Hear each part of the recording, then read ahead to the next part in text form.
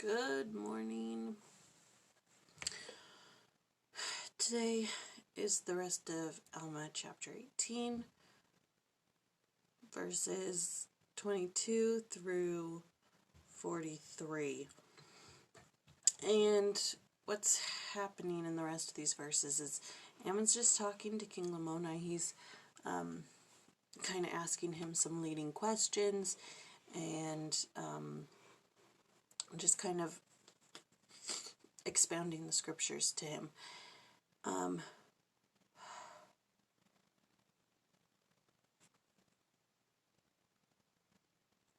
gonna sneeze. Okay,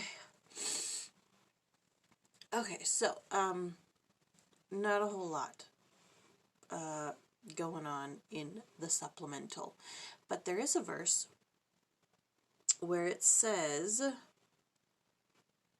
that King Lamoni was caught with guile, and that kind of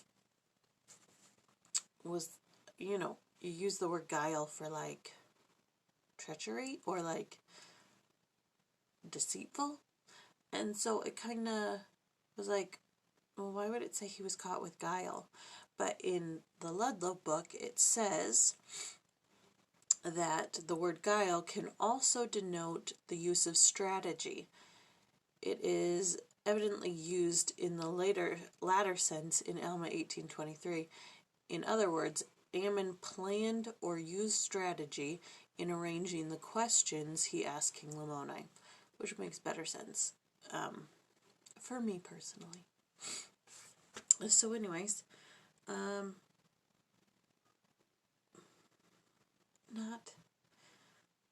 a lot, but I'll just go through some of it.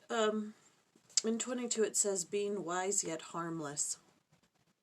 And it says here that the words wise and harmless are used together only twice in all the scriptures. Here in Alma, and then in Matthew 10:16, where the Savior instructs the 12, behold, I send you forth as sheep in the midst of wolves.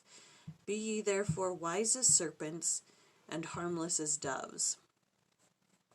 Ammon is harmless, i.e. without guile, pure, with an eye single to the glory of God. He was also wise, i.e. skillful in establishing a framework of operation where his listeners would be guided into a state of receptivity to the Spirit.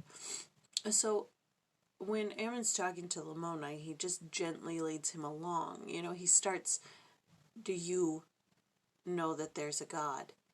And Lamoni's like, I don't know what that means. And so Ammon's like, okay, do you believe that there's a great spirit? And he's like, oh yeah, of course, a great spirit. And he's like, okay, great spirit is God. So he's just kind of leading him along gently. He's establishing a framework. And then, of course, Ammon explains to Lamoni where his power came from when he was protecting his flocks from the other Lamanites.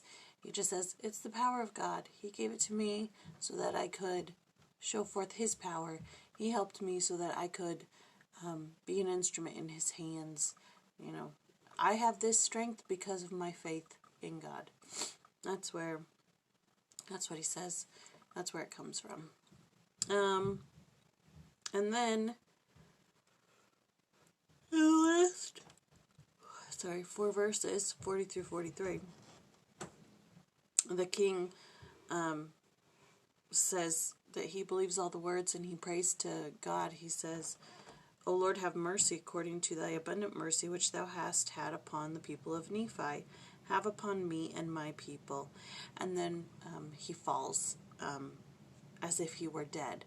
But he's just taken up in the Spirit. He's overcome by the Spirit. He's never had a spiritual experience before, and so it's a little bit overwhelming.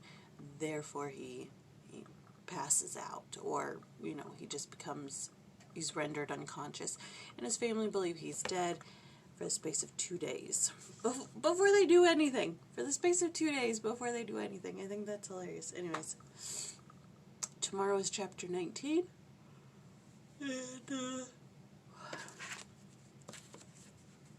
that's all I got. I'm sorry. Not too much. But anyways, I love you all. I will talk to you later.